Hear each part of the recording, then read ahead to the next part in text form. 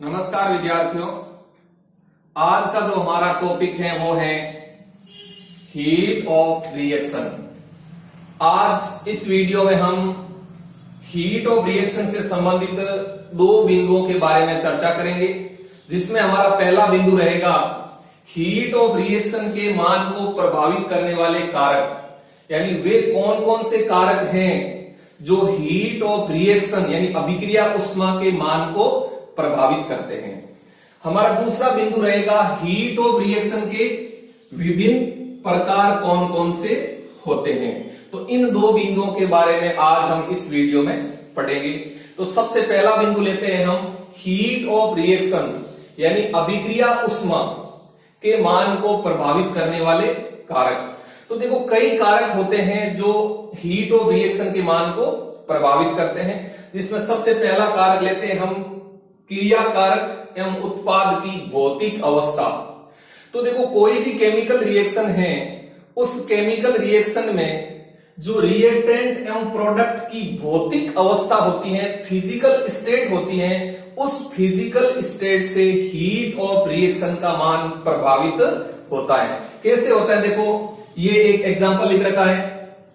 देखो यहां क्या हो रहा है, हाइड्रोजन गैस की क्रिया ऑक्सीजन गैस के साथ हो रही है, तो H2O यानी जल का निर्माण हो रहा है जो कि गैसीय अवस्था में है। तो यहां हीट ऑफ रिएक्शन का मान है -57.8 किलो कैलोरी।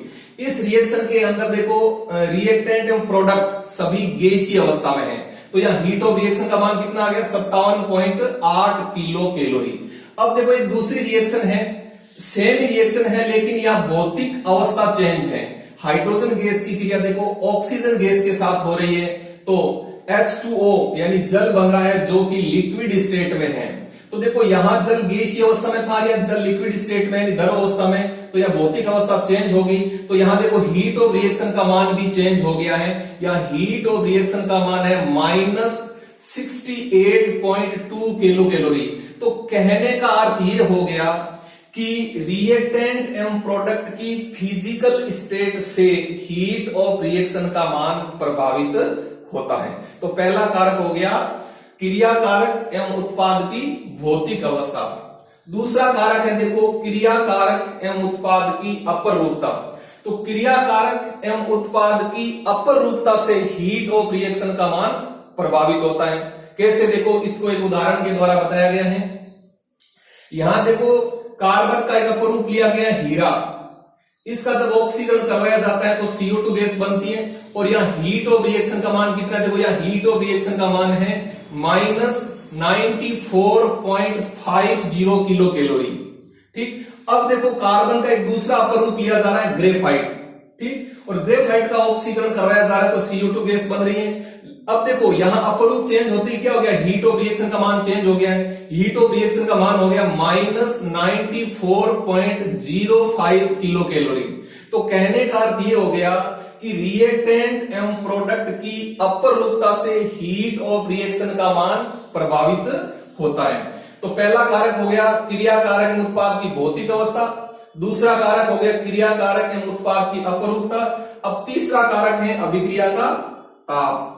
तो देखो ताप से भी हीट ऑफ रिएक्शन का मान प्रभावित होता है। अब देखो ताप से हीट ऑफ रिएक्शन का मान किस प्रकार से प्रभावित होता है, तो हम ये जानते हैं कि जब ताप में परिवर्तन होता है तो ताप में परिवर्तन से रिएक्टेंट एवं प्रोडक्ट की भौतिक अवस्था चेंज हो जाती है, और जब रिएक्टेंट एवं प्रोडक्ट की भौतिक अवस्था चेंज होती है तो हीट ऑफ रिएक्शन का मान भी चेंज हो जाता है। जैसे हम आगे एक वीडियो में पढ़ेंगे किरचॉफ समीकरण। तो किरचॉफ समीकरण क्या होगी, किरचॉफ समीकरण में हम ये पढ़ेंगे कि हीट ऑफ रिएक्शन पर ताप का प्रभाव किस प्रकार से पड़ता है। तो किरचॉफ समीकरण में ये बताती है कि अभिक्रिया ऊष्मा का जो मान है वो ताप से किस प्रकार प्रभावित होता है। तो कहने का अर्थ है कि अभिक्रिया के ताप से भी हीट ऑफ रिएक्शन का मान प्रभावित होता है। चौथा कारक है देखो दाब एवं आयतन। तो दाब एवं आयतन से भी अभिक्रिया ऊष्मा का मान प्रभावित होता है। अब यहां ध्यान देने योग्य बात यह है कि दाब एवं आयतन का प्रभाव उन गैसीय अभिक्रियाओं पर पड़ता है जिनके लिए डेल एन का मान 0 नहीं होता है। तो यहां ध्यान देना कि जो हीट ऑफ रिएक्शन का जो मान है वो दाब एवं आयतन यानी प्रेशर एवं वॉल्यूम से प्रभावित होता है, लेकिन प्रेशर एवं वॉल्यूम का जो प्रभाव है केवल उन गैसीय विक्रियाओं पर पड़ता है जिनके लिए डेल एन का मान शून्य नहीं होता है। डेल एन बराबर क्या होता है? डेल एन बराबर होता है गैसीय उत्पाद के मोलों की संख्या माइनस गैसीय क्रियाकारक के मोलों की संख्या। पांचवा कारक है क्रियाकारक एवं उत्पाद की सांद्रता।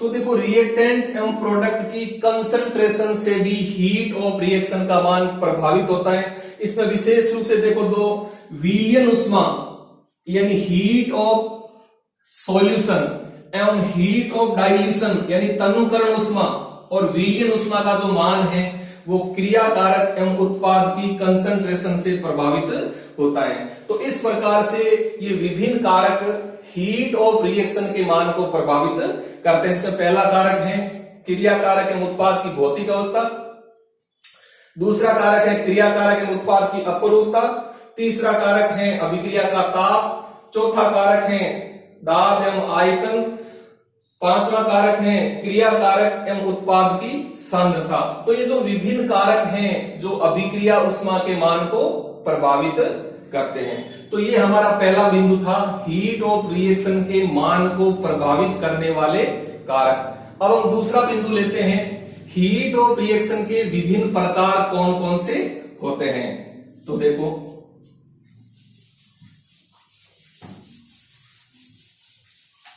हीट ऑफ रिएक्शन के विभिन्न प्रकार।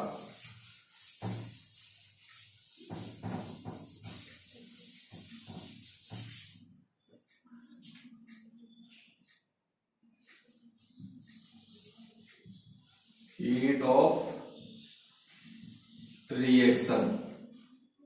तो देखो जो अभिक्रिया उष्मा होती है, अभिक्रिया उष्मा कई प्रकार की होती है, क्योंकि हम जानते हैं केमिकल रिएक्शंस कई प्रकार की होती हैं। तो केमिकल रिएक्शंस की प्रकृति के आधार पर हीट ऑफ रिएक्शन भी कई प्रकार की होती हैं। जैसे देखो हम कुछ प्रकारों के बारे में जानते हैं।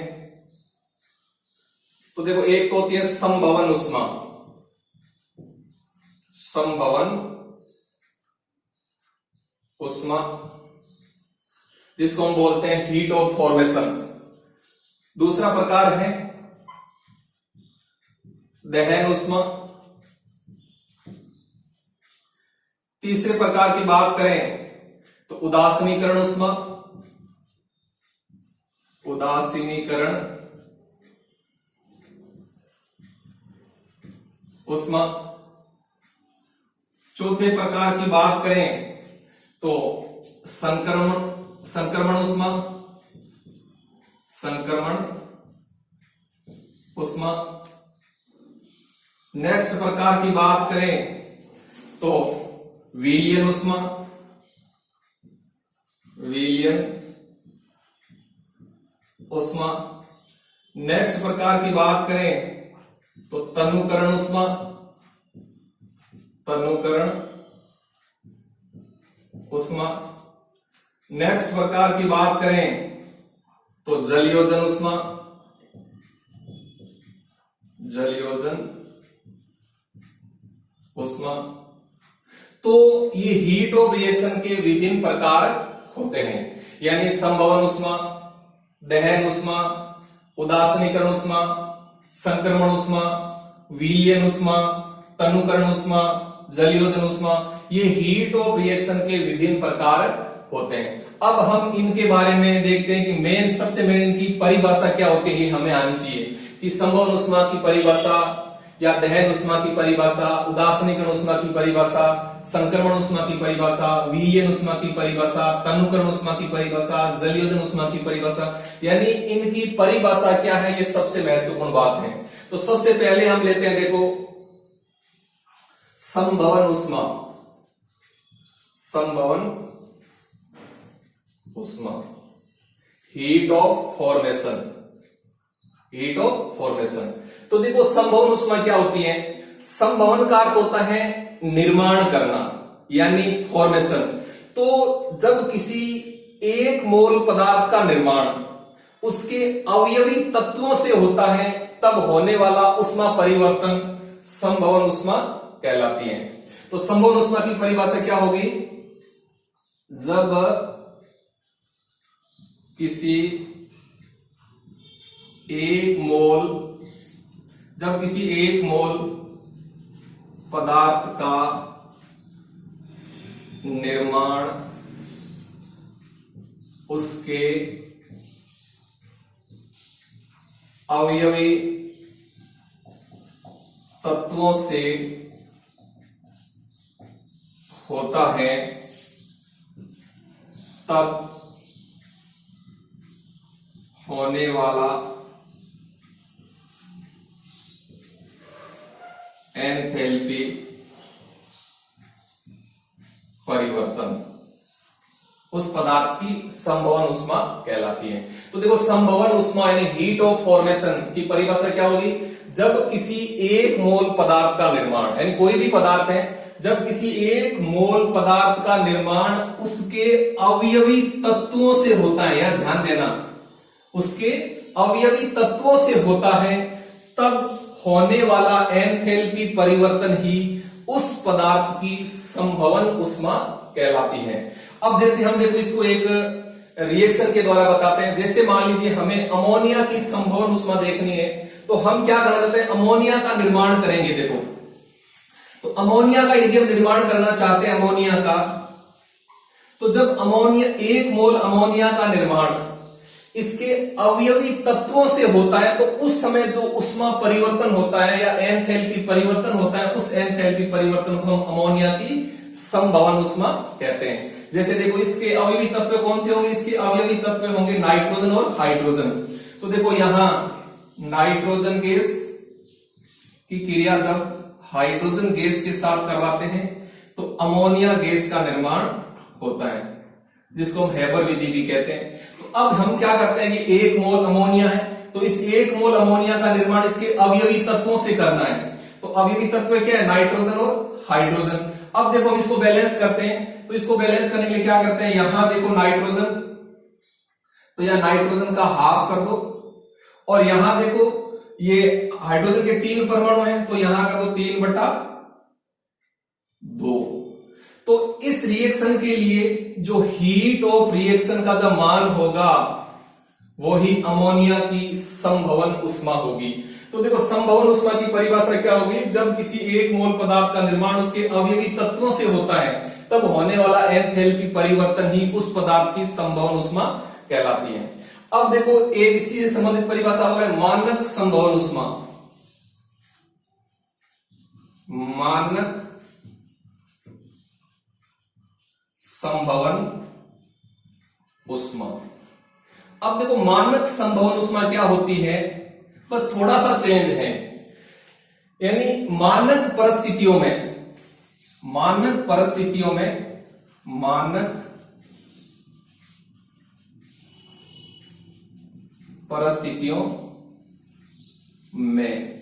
अब देखो, मानक परिस्थितियां क्या होती है? मानक परिस्थितियां होती है, ताप होता है 298 केल्विन, दाब होता है 1 एटीएम, और जो सांद्रता है वो होती है 1 m। तो उसको बोलते हैं मानक परिस्थितियों में या मानक कंडीशन। तो मानक परिस्थितियों में जब किसी एक मोल पदार्थ का निर्माण उसके अवयवी तत्वों से होता है, तब होने वाला एंथैल्पी परिवर्तन मानक संभवन ऊष्मा कहलाती है। यानी मानक परिस्थितियों में जब किसी एक मोल पदार्थ का निर्माण उसके अवयवी तत्वों से होता है, तब होने वाला एंथैल्पी परिवर्तन ही उस पदार्थ की मानक संभवन उष्मा कहलाती है। देखो थोड़ा सा डिफरेंस है, यहाँ सिर्फ मानक परिस्थितियां हैं। मानक परिस्थितियों में जब किसी एक मोल पदार्थ का निर्माण उसके अवयवी तत्वों से होता है, तब होने वाला एंथैल्पी परिवर्तन ही उस पदार्थ की मानक संभवन उष्मा कहलाती है। अब देखो मानक संभवन उष्मा का जो मान है वो किसी भी पदार्थ के लिए सदैव निश्चित होता है। ध्यान देना यार, किसी भी पदार्थ की मानक संभवन उष्मा का मान सदैव निश्चित होता है, और किसी भी पदार्थ की जो मानक संभवन उष्मा का जो मान है यह 0 हो सकता है, यह नेगेटिव हो सकता है, यह पॉजिटिव हो सकता है। तो दो बहुत ही महत्वपूर्ण बात ध्यान रखना कि किसी भी पदार्थ के लिए मानक संभवन उष्मा का मान सदैव निश्चित होता है। मानक संभवन उष्मा का मान 0 हो सकता है, पॉजिटिव हो सकता है, नेगेटिव हो सकता है। तो ये होगी पहले प्रकार की हीट ऑफ रिएक्शन, यानी अभिक्रिया उष्मा का प्रकार संभवन उष्मा और मानक संभवन उष्मा। तो इन दोनों की परिभाषा वेरी वेरी इंपॉर्टेंट, ध्यान रखना। और हमें कोई भी रिएक्शन है उस रिएक्शन को मानक संभवन उष्मा के रूप में किस प्रकार से लिखते हैं, तो हमें इस तरह से लिखना होगा। जैसे अमोनिया है, ठीक है, तो अमोनिया की संभवन उष्मा के लिए हमें समीकरण लिखनी है, तो ये समीकरण होगी। अब देखो जब हम इसको बैलेंस करें तो यहां कुछ नहीं लिखना है, क्योंकि हमें एक मोल पदार्थ का निर्माण करना होता है उसके अवयवी तत्वों से। ये बात ध्यान रखना, जब किसी एक मोल पदार्थ का निर्माण उसके अवयवी तत्वों से होता है तब होने वाला एंथैल्पी परिवर्तन है वो संभवन उष्मा होता है। अगर यहां इस अवयवी तत्व नहीं होंगे तो उस समय जो एंथैल्पी परिवर्तन होगा उसको संभवन उष्मा नहीं कहेंगे, हीट ऑफ फॉर्मेशन नहीं कहेंगे। तो ये पहले प्रकार की अभिक्रिया उष्मा का प्रकार हो गया संभवन उष्मा, और इसी तरह से मानक संभवन उष्मा। ठीक, दूसरा प्रकार है देखो दहन उष्मा।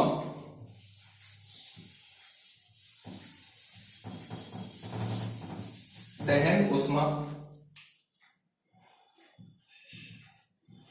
दहन उष्मा तो यहां नाम से स्पष्ट है, जब किसी पदार्थ का दहन होता है तो उस समय होने वाला उष्मा परिवर्तन ही दहन उष्मा कहलाती है। तो दहन उष्मा की परिभाषा क्या होगी? एक मोल पदार्थ का पूर्ण ऑक्सीकरण करवाने पर, एक मोल पदार्थ का पूर्ण ऑक्सीकरण करवाने पर होने वाला एंथैल्पी परिवर्तन उस पदार्थ की दहन उष्मा कहलाती है। तो देखो दहन उष्मा की परिभाषा क्या होगी? जब किसी एक मोल पदार्थ का पूर्ण ऑक्सीकरण करवाया जाता है तो उस समय होने वाला एंथैल्पी परिवर्तन ही उस पदार्थ की दहन उष्मा कहलाता है। अब एक देखो होती है मानक दहन उष्मा, मानक दहन उष्मा।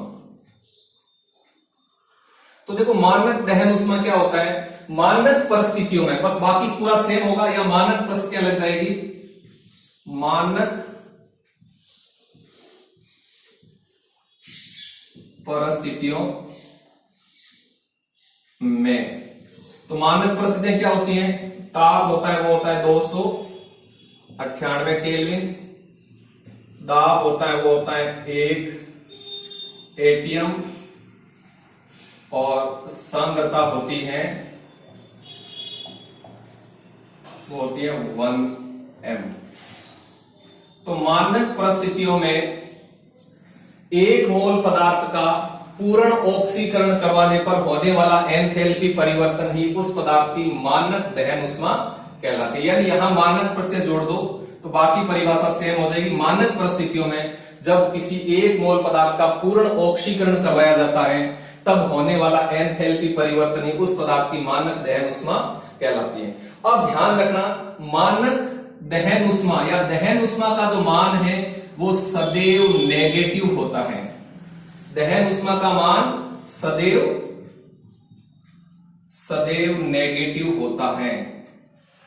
अब दहन उष्मा का मान नेगेटिव क्यों होता है? क्योंकि किसी भी पदार्थ का जो दहन होता है वह एक उष्माक्षेपी प्रोसेस होता है। यानी जब किसी पदार्थ का दहन करवाया जाता है तब सदैव ऊष्मा मुक्त होती है। यानी किसी भी पदार्थ का दहन एक एक्सोथर्मिक प्रोसेस है। तो ध्यान रखें, दहन ऊष्मा का मान है वो सदैव नेगेटिव होता है। तो ये होगी दहन ऊष्मा एवं मानक दहन ऊष्मा। अब मान लीजिए हमारे पास कोई पदार्थ है, उसकी दहन ऊष्मा के लिए हमें समीकरण लिखनी है। जैसे मान लीजिए हमारे पास ग्लूकोज है C6H12O6, या ग्लूकोज अपने पास कोई सा भी बेंजीन ले लो C6H6। हमें बेंजीन के दहन की समीकरण लिखनी है। तो हमें क्या करना है, बेंजीन के 1 मोल बेंजीन का पूर्ण ऑक्सीकरण करवाना है। तो जब 1 मोल बेंजीन का पूर्ण ऑक्सीकरण करवाएंगे तो यहां देखो क्या बनेगा, यहां जल और CO2 गैस बनेगी। हम जानते हैं कि किसी कार्बनिक पदार्थ का जब पूर्ण ऑक्सीकरण करवाया जाता है तो जल और CO2 गैस बनती है। अब देखो हम इसको संतुलित कर देते हैं। तो संतुलित करते इसको 1 मोल ही रखना है, ध्यान, इसको चेंज नहीं करना, इसके आगे कोई संख्या नहीं लिखनी है। तो देखो यहां कार्बन कितने हैं, कार्बन 6, तो यहां 6 लिख दो। यहां देखो हाइड्रोजन कितने हैं, हाइड्रोजन 6, तो यहां 3 लिख दो। अब देखो ऑक्सीजन कितने हो गए, इधर ऑक्सीजन हो गए, देखो ये कितने हो गए 12 और 3 15, तो यहां लिख दो आप 15/2। तो इस समीकरण के लिए जो भी एंथैल्पी परिवर्तन का मान आएगा वो आपकी बेंजीन की दहन ऊष्मा होगी। यानी दहन एक तरह का ऑक्सीडेशन ही होता है। किसी भी पदार्थ का जब पूर्ण ऑक्सीकरण करवाया जाता है तब होने वाला एंथैल्पी परिवर्तन ही उस पदार्थ की दहन ऊष्मा कहलाती है। और मानक परिस्थितियों में जब किसी पदार्थ का जब किसी 1 मोल पदार्थ का पूर्ण ऑक्सीकरण करवाया जाता है तब होने वाला एंथैल्पी परिवर्तन उस पदार्थ की मानक दहन ऊष्मा कहलाती है। और दहन ऊष्मा का मान है वो सदैव नेगेटिव होता है, क्योंकि दहन एक एक्सोथर्मिक प्रोसेस होता है। तो ये दूसरा प्रकार हो गया दहन ऊष्मा। तीसरा प्रकार देखो उदासीनीकरण ऊष्मा। उदासीनीकरण ऊष्मा, उदासीनीकरण ऊष्मा। तो देखो उदासीनीकरण ऊष्मा की परिभाषा क्या हो जाएगी, हम पढ़ चुके हैं उदासीनीकरण अभिक्रिया के बारे में कि जब अम्ल और क्षार की तुल्य मात्रा आपस में मिला दी जाती है तो अम्ल और क्षार दोनों आपस में एक दूसरे को उदासीन करते हुए लवण एवं जल बनाते हैं। इस अभिक्रिया को हम उदासीनीकरण अभिक्रिया कहते हैं। और उदासीनीकरण अभिक्रिया एक ऊष्माक्षेपी अभिक्रिया होती है, ये बात हम अच्छी तरह से जानते हैं। तो इसी के आधार पर उदासीनीकरण ऊष्मा की परिभाषा होगी कि जब 1 ग्राम तुल्यांक क्षार एवं 1 ग्राम तुल्यांक अम्ल को आपस में मिला दिया जाता है तब होने वाला एंथैल्पी परिवर्तन ही उदासीनीकरण ऊष्मा कहलाती है। यानी कहने का अर्थ जब अम्ल और क्षार दोनों की तुल्य मात्रा आपस में मिला दी जाती है तो उस समय मुक्त होने वाली ऊष्मा को ही हम उदासीनीकरण ऊष्मा कहते हैं। और उदासीनीकरण ऊष्मा का मान है वो सदैव नेगेटिव होता है, क्योंकि उदासीनीकरण एक ऊष्माक्षेपी यानी एक एक्सोथर्मिक प्रोसेस होता है। अब यहाँ एक बहुत महत्वपूर्ण बात याद रखना, कई बार कंपटीशन में क्वेश्चन आता है कि परबल अम्ल प्लस परबल क्षार, परबल अम्ल और परबल क्षार के लिए उदासीनीकरण ऊष्मा का जो मान है वो सदैव 13.7 किलो कैलोरी प्रति मोल होता है। ये बात ध्यान रखना। यानी जब अम्ल और क्षार दोनों ही परबल हैं और दोनों की तुल्य मात्रा आपस में मिलाते हैं तब उस समय -13.7 या माइनस लगाएंगे। माइनस क्यों लगाएंगे, क्योंकि यहां जो उदासीनीकरण ऊष्मा है यह सदैव मुक्त होती है। यानी उदासीनीकरण अभिक्रिया एक एक्सोथर्मिक प्रोसेस है। यानी परबल अम्ल और परबल क्षार की तुल्य मात्रा जब आपस में मिलाई जाती है तब 13.7 किलो कैलोरी प्रति मोल ऊष्मा मुक्त होती है। तो परबल अम्ल और परबल क्षार के लिए उदासीनीकरण ऊष्मा का जो मान है वो -13.7 किलो कैलोरी प्रति मोल होता है। जब ये दोनों प्रबल नहीं है, दोनों में से एक दुर्बल है और एक प्रबल है या दोनों दुर्बल है, तो उस समय उदासीनीकरण ऊष्मा का मान है उस सदैव 13.7 किलो कैलोरी प्रति मोल से कम होगा, ध्यान रखना। यानी या तो दोनों दुर्बल है दोनों में या फिर दोनों में से एक दुर्बल एक प्रबल है, तो उस समय उदासीनीकरण ऊष्मा का मान 13.7 किलो कैलोरी प्रति मोल से सदैव कम होगा। ठीक, तो ये हो गई उदासीनीकरण ऊष्मा, उदासीनीकरण ऊष्मा की परिभाषा। और दूसरी बात आपको ध्यान रखना, प्रबल अम्ल और प्रबल क्षार के लिए उदासीनीकरण ऊष्मा का मान कितना होता है। नेक्स्ट है देखो संक्रमण ऊष्मा। तो संक्रमण ऊष्मा क्या होती है, देखो संक्रमण ऊष्मा, हीट ऑफ ट्रांजिशन। देखो संक्रमण ऊष्मा का अर्थ यह है जब किसी पदार्थ का एक अपर रूप दूसरे अपर रूप में परिवर्तित होता है, तब होने वाला एंथैल्पी परिवर्तन ही संक्रमण ऊष्मा कहलाती है, हीट ऑफ ट्रांजिशन कहलाती है। जैसे मान लीजिए ग्रेफाइट है, वो हीरे में चेंज हो रहा है, या हीरा ग्रेफाइट में चेंज हो रहा है, या रोम्बिक सल्फर मोनोक्लिनिक सल्फर में चेंज हो रहा है, या मोनोक्लिनिक सल्फर रोम्बिक सल्फर में चेंज हो रहा है। तो इस तरह की जब अभिक्रियाएं होती हैं, तो इन अभिक्रियाओं में जो एंथैल्पी परिवर्तन होता है उसको बोलते हैं संक्रमण ऊष्मा। यानी जब किसी पदार्थ का एक अपर रूप दूसरे अपर रूप में चेंज होता है, तब होने वाला एंथैल्पी परिवर्तन संक्रमण ऊष्मा कहलाती है। ठीक है, नेक्स्ट देखो विलियन ऊष्मा।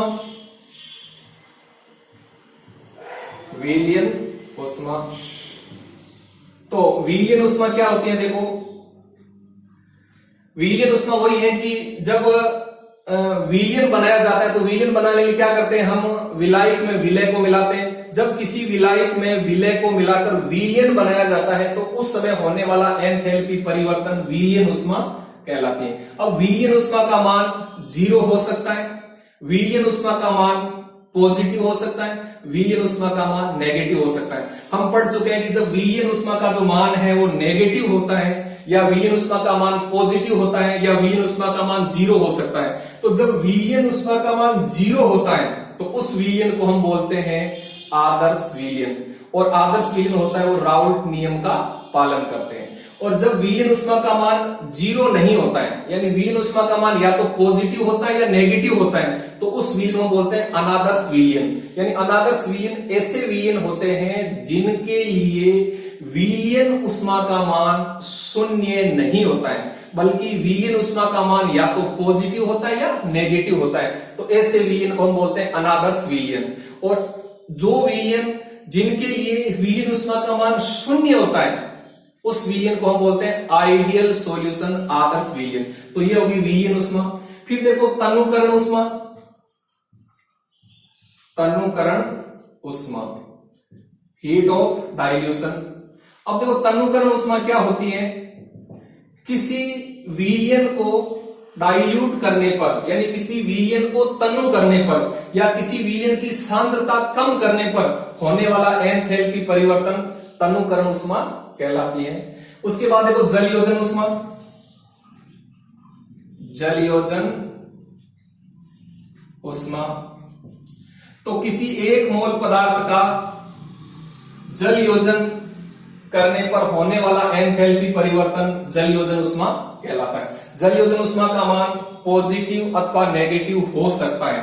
तो ये हीट ऑफ रिएक्शन यानी अभिक्रिया ऊष्मा के विभिन्न प्रकार होते हैं। संभवन ऊष्मा, दहन ऊष्मा, उदासीनीकरण ऊष्मा, संक्रमण ऊष्मा, विलियन ऊष्मा, तनुकरण ऊष्मा, जलयोजन ऊष्मा। इसके अलावा कुछ और भी प्रकार होते हैं, जैसे हम देखते हैं कि गलन ऊष्मा, पिंडन ऊष्मा, संघनन ऊष्मा, उद्रवपातन ऊष्मा, ये और भी कई प्रकार होते हैं। यानी जैसी रिएक्शन है उस रिएक्शन की नेचर के आधार पर हीट ऑफ रिएक्शन का नाम दे दिया जाता है। जैसे देखो जब उदासीनीकरण अभिक्रिया हो रही है, तो उस उदासीनीकरण अभिक्रिया का जो एंथैल्पी परिवर्तन होता है, जो ऊष्मा परिवर्तन होता है, उसको उदासीनीकरण ऊष्मा कह देते हैं। जब किसी कोई दहन अभिक्रिया हो रही है और उस दहन अभिक्रिया में जो एंथैल्पी परिवर्तन होता है या जो ऊष्मा परिवर्तन होता है, उसको दहन ऊष्मा कहते हैं। तो ये हीट ऑफ रिएक्शन के विभिन्न प्रकार होते हैं। अब आप असाइनमेंट के रूप में क्वेश्चन नोट कीजिए। तो आप प्रश्न लिखिए, निम्न पर टिप्पणी लिखिए। तो पहला लिख लीजिए संभवन ऊष्मा, और दूसरा लिख लीजिए दहन ऊष्मा, और तीसरा लिख लीजिए उदासीनीकरण ऊष्मा। यानी संभवन ऊष्मा, दहन ऊष्मा एवं उदासीनीकरण ऊष्मा पर आपको टिप्पणी लिखनी है। थैंक यू, धन्यवाद।